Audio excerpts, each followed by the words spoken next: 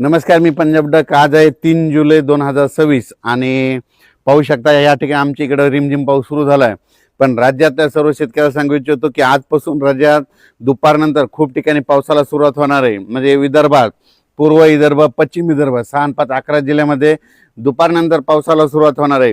पण राज्यात सांगायचं झालं तर खास करून नाशिक जिल्ह्यातल्या शेतकऱ्यांना अंदाज लक्षायचा, मुंबईपेक्षा नाशिककडं मध्ये 4, 5, 6, 7च्या दरम्यान माझं तर म्हणणं एका दिवस नाही, ह्या 8-7 दिवसामध्ये 1600 ते 1800 मिलीमीटर पाऊस पडेल इतका नाशिक जिल्ह्यामध्ये पाऊस पडणार आहे. म्हणून नाशिकच्या जनतेने सतर्क राहावे, कारण की गोदावरी नदीला पूर येणार आहे, कारण की अतिवृष्टी होणार आहे. मुंबईपेक्षा नाशिकला अतिवृष्टी जास्त होईल. मुंबईला जरी पाऊस कमी झाला पण नाशिककडे जास्त पाऊस पडणार आहे. म्हणून हा अंदाज सर्व शेतकऱ्यांनी लक्षायचा. राज्यात सांगायचं झालं तर आजपासून 3 तारखेपासून राज्यात बऱ्याच भागामध्ये पाऊस सुरू होणार आहे, म्हणून हे लक्षायचं.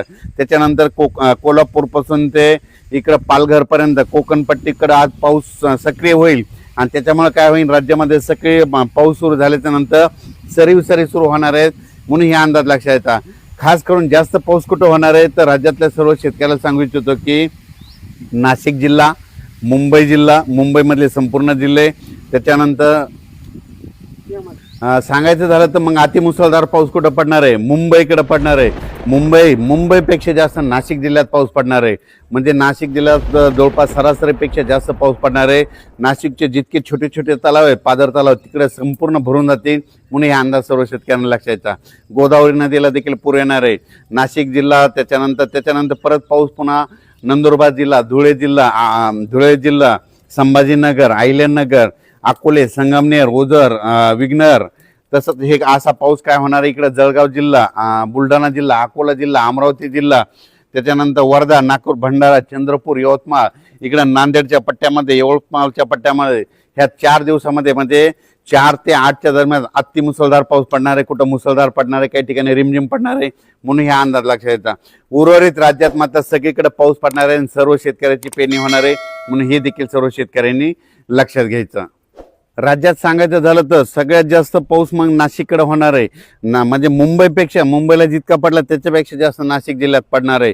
जवळजवळ 1800 ते 2000 मिलीमीटर पर्यंत ह्या 8 दिवसामध्ये तिथं पाऊस नोंदवला जाऊ शकतो. त्याच्यामुळे नदीला पूर देखील येणार आहे. म्हणून हा अंदाज लक्षात घ्यायचा.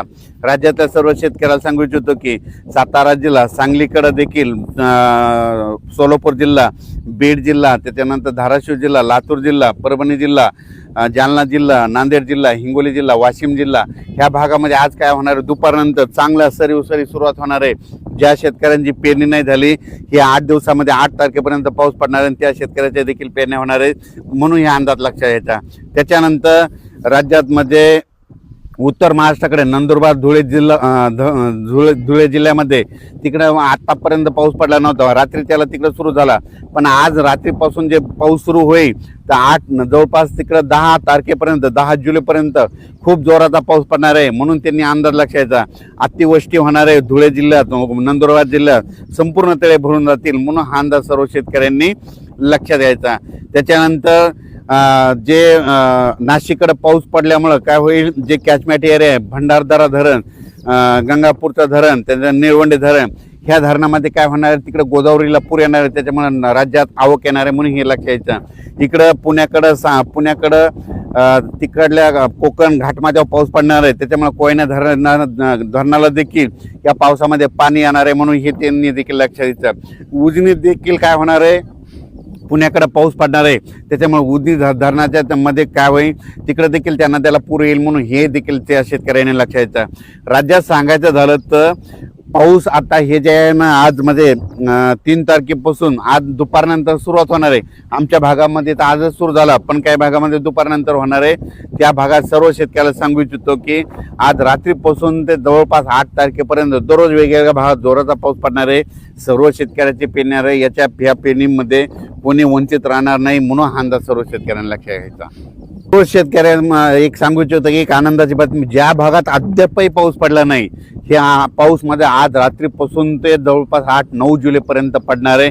त्याच्यानंतर 13-14 जुलैला देखील परत पाऊस सक्रिय होणार आहे. म्हणून त्याच्यामुळे शेतकऱ्यांनी काही काळजी करायची गरज नाही. दुष्काळ वगैरे काही पडणार नाही, तुम्हाला सांगू इच्छितो.